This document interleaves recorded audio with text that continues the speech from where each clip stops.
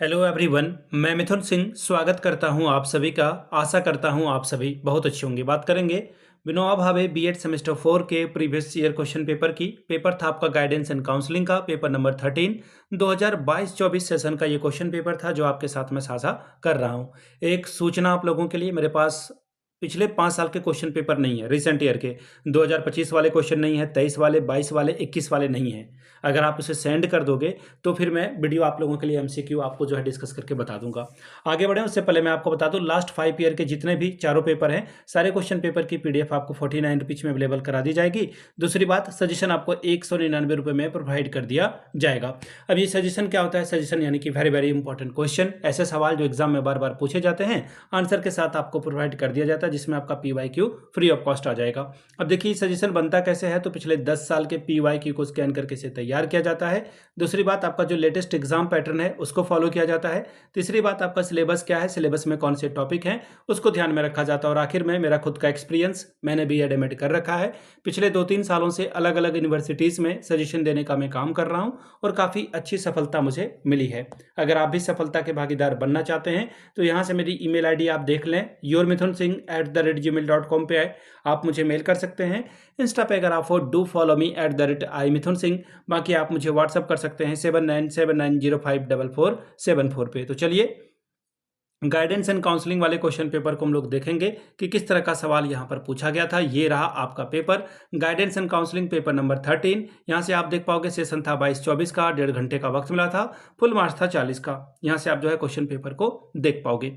अब यहाँ से आप देख लो, ग्रुप ए की बात करते हैं तो यहाँ से आपको 5 सवाल पूछे जाएंगे ग्रुप ए से, और हर एक सही जवाब के लिए, करेक्ट आंसर के लिए आपको 2 नंबर रिवॉर्ड के तौर पर मिलेगा। The very first question is the main form of direction is, निर्देशन का मुख्य रूप क्या है।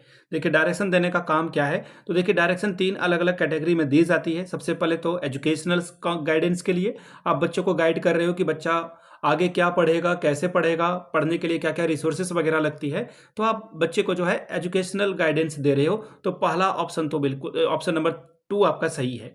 दूसरा होता है वोकेशनल गाइडेंस यानी कि व्यावसायिक निर्देशन।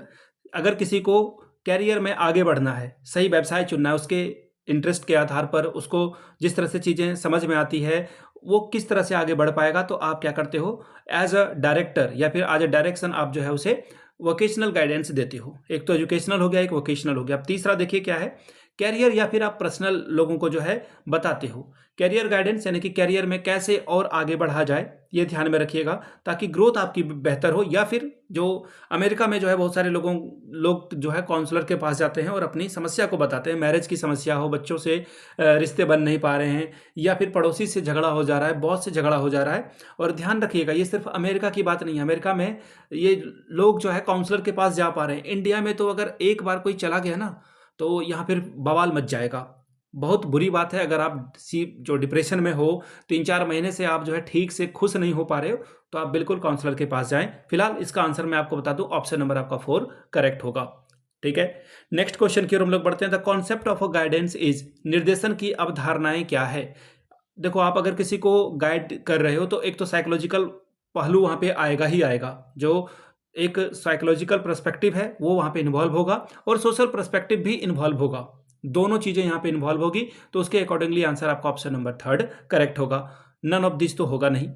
अगला सवाल देखिए क्या बोला गया है, इंक्लूड इन एम्प्लॉयमेंट एनालिसिस, रोजगार विश्लेषण में सम्मिलित करते हैं, किसे करते हैं। तो देखो रोजगार, आप बात यहाँ पे खुद देख लो, एम्प्लॉयमेंट की बात हो रही है, तो वहां पे टेक्स्ट बहुत ज्यादा मायने नहीं रखेगा। ये बोथ जो है ना आपको फंसाने के लिए दिया गया है।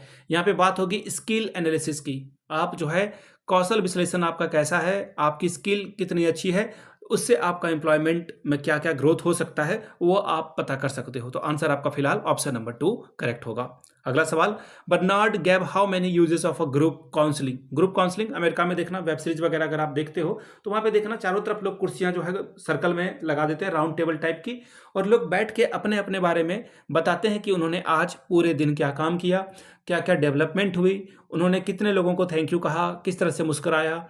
तो ये ग्रेटिट्यूड वाली बात वहाँ पे होती है। या फिर अगर कोई बहुत अलग अलग नशे कर रहा है तो वहाँ पे वो बताएगा कि आज उसने नशा कम किया, कल उसने जो है 10-12 सिगरेट पी ली थी, आज जो है उसने केवल 8 पे आया, वो अगले दिन 6 पे आएगा। तो कहने वाली बात है, वहाँ पे खुल के अपनी बात रखी जाती है, उसे कहा जाता है ग्रुप काउंसलिंग। अमेरिकन शो में आपने बहुत अच्छे से देख रखा होगा, मैं थोड़े वेब सीरीज वगैरह ज़्यादा देखता हूँ, तो वहाँ पर मैंने इसको देखा है। इंडिया में ये कॉन्सेप्ट अभी नया है।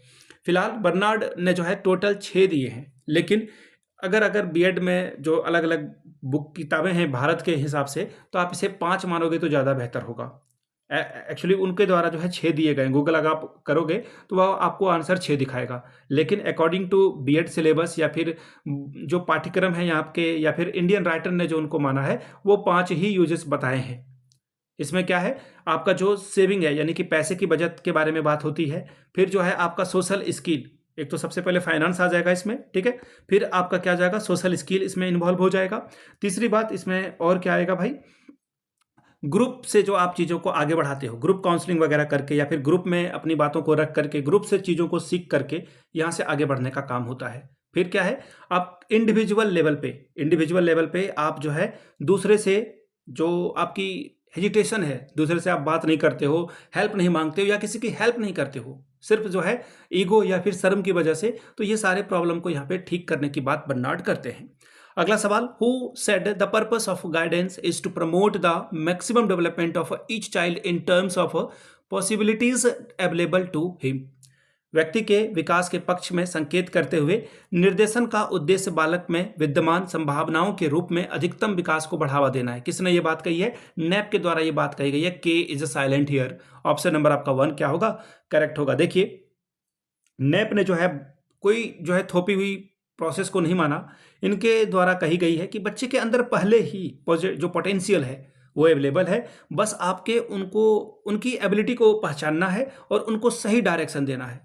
ये बहुत बड़ी बात है। हम लोग क्या करते हैं, बच्चों को प्रेशराइज करते हैं कि भाई तुम मैथ्स में अच्छे स्कोर करो, इंग्लिश में अच्छे स्कोर करो, बीएड में अच्छा स्कोर करो, टेट निकाल लो, टीचर बन जाओ। बहुत सारे बच्चे यहाँ पे होंगे जो इस वीडियो को देख रहे हैं, उनके घर वालों ने प्रेशराइज करके उनको बीएड कराया है। तो ऐसी चीज़ें ठीक नहीं है। अगर बच्चा आपका सेल्स में अच्छा कर रहा है तो वो बहुत बड़ा आदमी बन सकता है। जरूरी नहीं कि सेल्समैन को नीची निगाहों से देखा जाए। कहने वाली बात यह है, पोटेंशियल को जानना और पोटेंशियल को सही डायरेक्शन में पहुंचाना ही अल्टीमेट जो है रियलिटी है। फिलहाल ग्रुप बी की ओर बढ़ते हैं। 5 दूनी 10 नंबर आपको यहां से मिलेगा। 2 सवालों का जवाब देना है, शॉर्ट टाइप के सवाल हैं, तो आप छोटा छोटा इसका आंसर लिखोगे, 2-2.5 पेज में काम आपका बन जाएगा। Explain the basic concept of direction. निर्देशन की मूलभूत अवधारणाओं को बताएं। सवाल number 3, differentiate between individual direction and group direction. व्यक्तिगत निर्देशन और सामूहिक निर्देशन में अंतर कीजिए। चौथा सवाल, explain the relationship between counsellor and the applicant. परामर्शदाता और प्रार्थी के बीच के संबंध को बताएं। अगर आप काउंसलर के पास जा रहे हो और काउंसलर और आपके बीच में देखना एक जो है रिश्ता बनता है, जहाँ से आप जो है बिल्कुल ऑनेस्टी के साथ एक ट्रस्ट आप लोगों के बीच में बिल्ड होता है और आप अपनी समस्याओं को बिना जज हुए सारी बातों को रख पाते हो और फिर आपकी समस्या खत्म होगी। अगला सवाल ग्रुप सी की ओर बढ़ेंगे। 2 सवाल का जवाब देना है। 10 दूनी 20 नंबर आपको यहां से मिलेगा। सवाल क्या है, explain the meaning of a personal guidance and describe it's main problem. व्यक्तिगत निर्देशन का अर्थ बतावें और इसकी प्रमुख समस्याओं का वर्णन करें। छठवां सवाल, what do you understand by intelligence, describe any type of intelligence test.